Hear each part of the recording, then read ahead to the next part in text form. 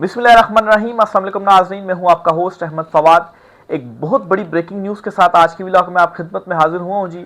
इमरान खान साहब को अब तक की सबसे बड़ी जो फतह है वो हासिल हुई है इस चुनतखब रजीम के अगेंस्ट। लिटरली इमरान खान साहब से मिन्नत तरले ये किए जा रहे हैं कि इमरान खान साहब आप हमारे साथ मुसालहत कर लें, आप हमसे जो माफ़ी है वो मांग लें। कुछ एक्सक्लूसिव डिटेल्स आपके साथ में शेयर करूंगा जी कि इमरान खान को 2 साल में से जेल में रखा हुआ है। इवन के मुलाकातें जो इमरान खान साहब से होती हैं वो भी आपकी मर्जी के बगैर नहीं होती। पार्टी इमरान खान साहब की आपने क्रैश कर दी है। लीडरशिप को आप जो बाहर मौजूद है उसको आपने कंप्रोमाइज़ करवा लिया है। जो अहम रहनुमा हैं, लीडर्स हैं जो इमरान खान साहब के साथ डट कर खड़े हुए हैं, उनको आपने जेलों में डाला हुआ है। तो अब क्यों इमरान खान के पास आप जा रहे हैं? इमरान खान साहब से ये क्यों कहा जा रहा है कि इमरान खान साहब आप जो माफ़ी है वो मांग लें, आप जो सियासी मुसालहत है वो आप कर लें? तो मसला ये हुआ है जी कि इस वक्त इनके हाथ से सब कुछ निकल चुका है। बज़ाहिर इस तरह से महसूस हो रहा है जी, या नज़र आ रहा है कि कंट्रोल इनके पास है, इक़्तिदार इनके पास है, हर चीज़ इनके पास है, लेकिन असल में निज़ाम जो है इनसे नहीं चल पा रहा। इसीलिए इमरान खान का जो रुख है वो किया जा रहा है और ये एक बहुत बड़ी फतह है इमरान खान साहब की। इस पर कुछ एक्सक्लूसिव डिटेल्स आपके साथ में शेयर करूँगा जी कि क्या इस वक्त राब्ते किए जा रहे हैं और कैसे अब इमरान खान साहब को पैगाम पहुँचाया जा रहा है। और दूसरी खबर ये है कि शहबाज शरीफ ने अपने भाई नवाज शरीफ को क्या छोड़ दिया है। वो कौन सी एक बात है जो नवाज शरीफ की शहबाज शरीफ की जानिब से नहीं मानी जा रही? क्या नून लीग में से शीन लीग निकल चुकी है? शेख रशीद ने भी ये दावा किया था जी। नून लीग के अंदर इस वक्त एक बड़ी बगावत फट चुकी है जी। इस पर भी कुछ एक्सक्लूसिव डिटेल्स हैं, वो भी आपके साथ में शेयर करूंगा। सबसे पहली खबर जो आपके साथ शेयर करनी है, सुहेल वड़ाइच साहब हैं जी। उनका आपने कल का एक कॉलम पढ़ा ज़रूर होगा या उसकी खबर आप तक पहुंची होगी, जिसमें उन्होंने कहा जी कि आर्मी चीफ आसिम मुनीर साहब जो हैं उनसे उनकी ब्रसल्स में मुलाकात हुई और वहाँ पर उस मुलाकात में क्या गुफ्तगू हुई वो सारी डिटेल्स आप तक पहुँच चुकी है। आज एक और कॉलम लिखा गया है सुहेल वड़ाइच की जानिब से और इस कॉलम में जी अब मैं कुछ चीज़ें इसकी आपके सामने रखूँगा। उन अल्फाज को पढ़ने के बाद मैं तो इस नतीजे पर पहुँचा हूँ जी कि लिटरली इमरान खान साहब से मिन्नत तरला किया जा रहा है कि इमरान खान साहब आप जो माफ़ी है वो मांग लें। खान साहब के पाँव पकड़ जाएं, खान साहब माफ़ी मांग लें, खान साहब मुसालहत कर लें। क्या पहले तो ये आप ज़रा सुहेल वड़ाइच साहब का वो जो कॉलम के कुछ पॉइंट्स हैं वो मैं आपके सामने रखूँगा। एक तो वो कहते हैं जी कि कैदी जी जान है तो जहान है, पाकिस्तान भुट्टो जैसा सानेहा दोबारा नहीं देखना चाहता, ना ही आपके करोड़ों हामियों को मायूसी बेबसी में धकेलना चाहता है। माफ़ी तलाफ़ी से काम मुमकिन है तो ये फ़ौरन करके जेल से बाहर निकलना ही अमलियत पसंदी है। डियर कैदी जी, आप बार बार कहा करते थे यू टर्न अच्छे होते हैं, एक यू टर्न मुल्की इस्तेहकाम के लिए भी ले लें, अगले इलेक्शन तक चुप का रोज़ा रख लें। क्या जी? डियर कैदी, आप कहते थे कि यू टर्न अच्छे होते हैं तो यू टर्न ले लें, मुल्की इस्तेहकाम के लिए ले लें, यानी कि मुल्की इस्तेहकाम को ख़तरा है, आप माफ़ी जो है वो मांग लें। इमरान खान की माफ़ी मांगने या ना मांगने से मुल्की इस्तेहकाम को क्या ख़तरा है? और इमरान खान साहब से आप क्यों कह रहे हैं कि आप सियासी मुसालहत कर लें और चुप का रोज़ा रख लें? भाई इमरान खान तो जेल में है 2 साल से, मुलाकात तक आप अपनी मर्जी के बगैर उनकी नहीं होने देते, तो क्यों इमरान खान साहब के पास आप जा रहे हैं? भी आप चलाएं ना सिस्टम, ताकत आपके पास है, कंट्रोल आपके पास है, इक़्तिदार आपके पास, हर जगह पर आप हैं, अपोजिशन सबसे बढ़कर आपकी नहीं है इस वक्त, तो क्यों निज़ाम आपसे नहीं चल रहा है? तो इशू ये है जी कि एक तो निज़ाम ये नहीं चल रहा और दूसरा इनके हाथ से सारी चीज़ें निकल गई हैं। इकनॉमी, माशी तौर पर, सियासी तौर पर, हर सतह के ऊपर इनसे जो चीज़ें हैं जी, आलमी सपोर्ट तक इनको हासिल नहीं हो रही। तो ये सुहेल वड़ाइच साहब जो हैं वो ये कह रहे हैं कि खान साहब आपके करोड़ों हामी, अच्छा इसमें आप ये मान भी गए हैं जी कि करोड़ों हामी हैं आपके, यानी कि इमरान खान साहब को मान गए हैं कि ये लीडर हैं और सबसे बड़ी मकबूल जमात है जी पाकिस्तान तहरीक इंसाफ और इमरान खान साहब। मज़ीद वो कहते हैं जी कि कैदी जी, सियासी तजादात ने ऐसी सूरत हाल पैदा कर दी है कि आपके चाहने वाले आपको चूम चूम कर मारने पर तुले हुए हैं। बज़ाहिर ये आपसे मोहब्बत करते हैं और चाहते हैं कि इनकलाब और एहतजाज के ज़रिए आपको तख्त पर ला बिठाएं, मगर हकीकत यह है कि इस बयानिए ने आपको यरगमाल बनाकर आपके सियासी रास्ते मसदूर कर दिए हैं। आहो बका झूठ पर मबनी कहानियों और दुश्मन की तोपों में कीड़े पड़ने की बदुआओं से हालात नहीं बदलते। अच्छा, यहाँ पर इमरान खान साहब से कह रहे हैं जी कि आपने जो हकीकी आज़ादी का नज़रिया ना उसको छोड़ दें और जो लोग आपके साथ इस नज़रिए की वजह से डट कर खड़े हुए हैं ना, वो असल में आपकी तारीफ़ें करके आपको चूम चूम कर मारना चाहते हैं। हालांकि ये तो इमरान खान साहब का नज़रिया है हकीकी आज़ादी का और अवाम इमरान खान के साथ वाकई इस हकीकी आज़ादी के लिए जो है वो खड़ी हुई है और इमरान खान साहब इसी चीज़ के ऊपर डटे हुए हैं। तो मशवरा ये दे रहे हैं खान साहब खैर हैं, बस छोड़ दें, बाहर आ जाएं और सिस्टम ताकि जो है वो चले। तो इमरान खान के बाहर आने से किस तरह से जो सिस्टम है वो चल पाएगा। अभी कुछ रोज़ पहले ही तो कह रहे थे जी कामरान शाहिद, जिनके हवाले से ये ख्याल किया जाता है कि वो भी जो ताकतवर हैं जी, उनकी भी डाकिया तजिया निगार है, वो कहते हैं जी कि इमरान खान अगर बाहर आ गए तो मुल्क में सिविल वार का खतरा है। तो एक तरफ कह रहे हैं जी कि मुल्क में सिविल वार हो जाएगी अगर इमरान खान बाहर आ गए, और दूसरी तरफ कह रहे हैं कि इमरान खान साहब आप माफ़ी मांग लें ताकि आप जो है वो जेल से बाहर आ जाएं। भी आप निकालना चाह रहे हैं, जेल में रखना चाह रहे हैं। तो इस वक्त ये सारे के सारे कन्फ्यूज़ पड़े हुए हैं। फिर सुहेल वारिस साहब मजीद कहते हैं कि डियर कैदी जान, बज़ाहिर आपके हिमायती नज़र आने वाले दरअसल इस वक्त तारा मसीह का किरदार अदा कर रहे हैं। आप आंखें खोलें, दोस्त दुश्मन की पहचान करें। आपकी रिहाई के रास्ते में जो भी फ़र्द या शर्त हायल है वो आपका दुश्मन है, और हर वो शर्त या फ़र्द जो आपको रिहाई दिलाना चाहता है वो आपका मुख्तलिफ दोस्त है। तारीख़ आपके दरवाजे पर दस्तक दे रही है, फैसला आपने करना है।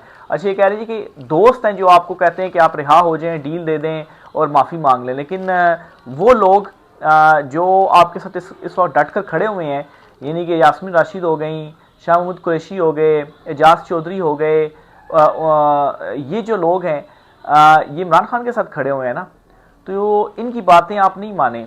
आप क्या करें जी, ये आपको जेल से बाहर नहीं आने देना चाहते, तो आपने उस चीज़ को देखना है, वो रास्ता ठीक है जिस रास्ते से आप जेल से बाहर आ सकें।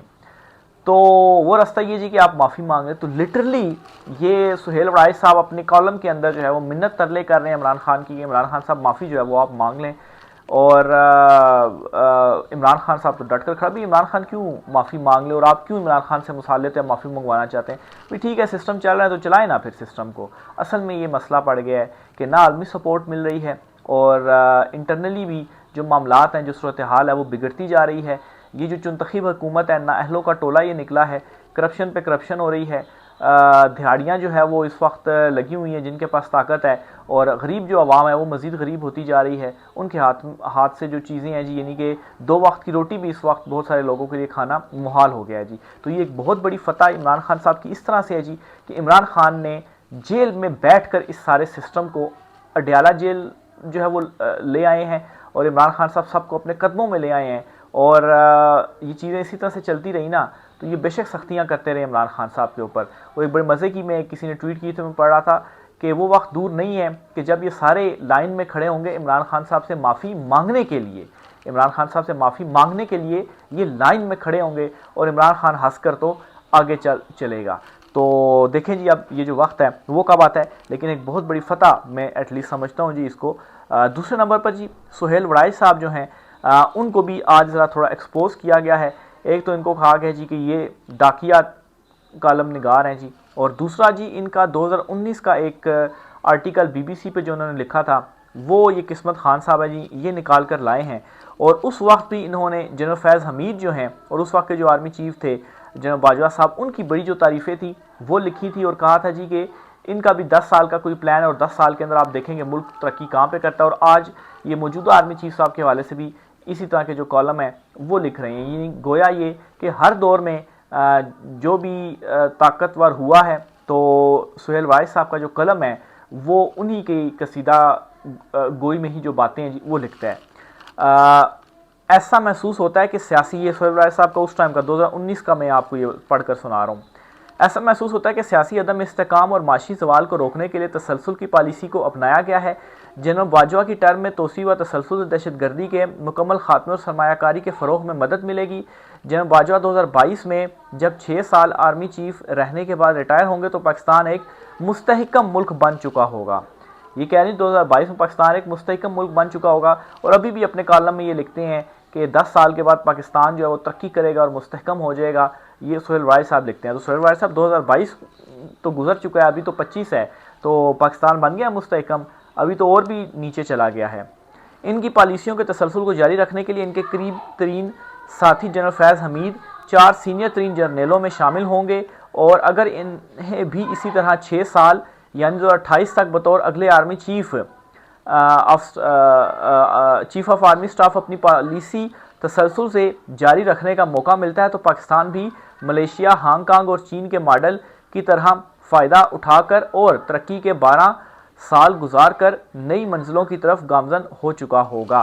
तो ये जी शुरली उस टाइम इन्होंने ही छोड़ी थी मेरे ख्याल से कि 2022 में जो बाजवा रिटायर हो जाएंगे, फिर उसके बाद जनरल फैज़ हमीद आर्मी चीफ बनेंगे और वो भी 6 साल के लिए होंगे, और फिर उसके बाद पाकिस्तान जो है वो मलेशिया, हांगकांग और चीन के मॉडल से फ़ायदा उठाता हुआ तो तरक्की की जो बुलंदियाँ हैं जी वो अबूर करता जाएगा। और हो क्या रहा है इस वक्त पाकिस्तान के साथ, वो सारी सूरत हाल आपके सामने है। तो ये असल में हकीकत है जी, और ये सबूत भी है कि सोहेल राइस साहब जो हैं वो सिर्फ़ और सिर्फ कसीदा गोई वो कर सकते हैं या डाकिया जो तजिया निगार हैं, क्योंकि अभी तक जो ये उनका 2019 की वो जो था और फिर उसके बाद अभी का जो है, इसमें आप देख लीजिए उन्होंने क्या क्या चीज़ें लिखी हैं। अच्छा, एक और बड़ी सख्त किस्म की बात या एक दावा जो है वो सामने आया आर्मी चीफ साहब के हवाले से, और ये साफ़ी हैं जी शाहिद असलम साहब। इन्होंने एक स्टोरी भी की थी जिसकी वजह से इन्हें फिर पाकिस्तान छोड़ना पड़ा था। तो बहरहाल ये लिखते हैं, ये कहते हैं जी कि इमरान खान के जिक्र पर आर्मी चीफ ने पीटीआई की अहम शख्सियत को कहा, बेटा अगर इसकी बात करनी है तो वो है दरवाज़ा, तुम जा सकते हो, मुझे 10 साल तक वो बाहर निकल कर दिखाए। ये साफ़ी शायद असलम साहब जो बड़ा सख्त किस्म की ये जो बात है, ये जो दावा है वो कर रहे हैं।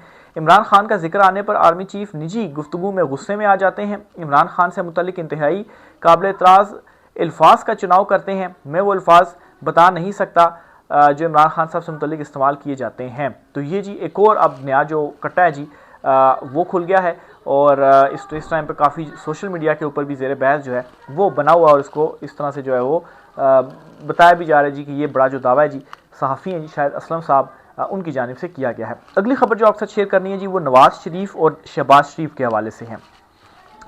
शहबाज शरीफ के अपने भाई का साथ छोड़ने जा रहे हैं, एक स्टेटमेंट इरफान सिद्दीकी की मैं आपके साथ शेयर करना चाहूँगा, फिर उसके बाद मैं वापस आता हूँ जी कि ये जो मैं आपसे बात कह रहा हूँ जी, शहबाज शरीफ नवाज शरीफ की बात नहीं मान रहे या उनका साथ छोड़ रहे हैं, कैसे जी।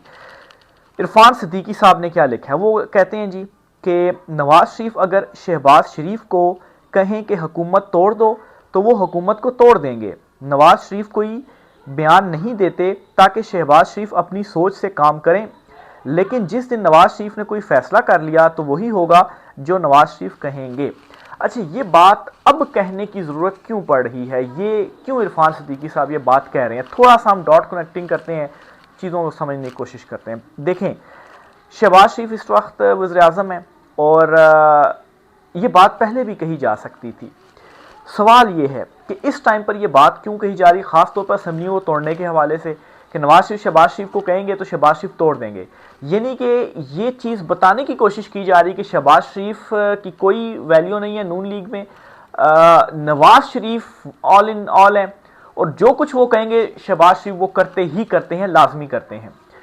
शहबाज शरीफ को कहा जाए असम्बलियाँ तोड़ दो तो नवाज शरीफ कहने पर वो तोड़ देंगे, और नवाज शरीफ अभी तक फिर खामोश क्यों थे, ताकि शहबाज शरीफ को मौका दिया जाए कि वो काम करते रहे, उनको अपनी सोच से वो काम करें। लेकिन अब कोई नवाज शरीफ फैसला करते हैं और शहबाज शरीफ को बताते हैं तो वो फिर होगा वही जो नवाज शरीफ पार्टी के अंदर फैसला करेंगे, शहबाज शरीफ की कोई बात जो है वो नहीं मानेगा। तो ऐसा क्या चल रहा है नून लीग के अंदर कि अब ये इस्टेब्लिश किया जा रहा है कि अभी भी नवाज शरीफ है, शहबाज शरीफ नहीं है। तो मुझे ऐसा महसूस होता है कि चूँकि एक्सटेंशन वाला जो नवंबर वाला मामला है वो करीब आ रहा है, और दो स्टेटमेंट्स भी बड़ी आ चुकी हैं, एक तो राना सनाउल्लाह की आ गई और दूसरी इरफान सिद्दीकी साहब की गालबन आई है, जिसमें उन्होंने कहा जी कि नवाज शरीफ साहब जो हैं वो बिल्कुल एक्सटेंशन देने के मुखालिफ उसमें हैं, वो हक में नहीं हैं, और जब भी उनको मौका मिला है उन्होंने एक्सटेंशन नहीं दी।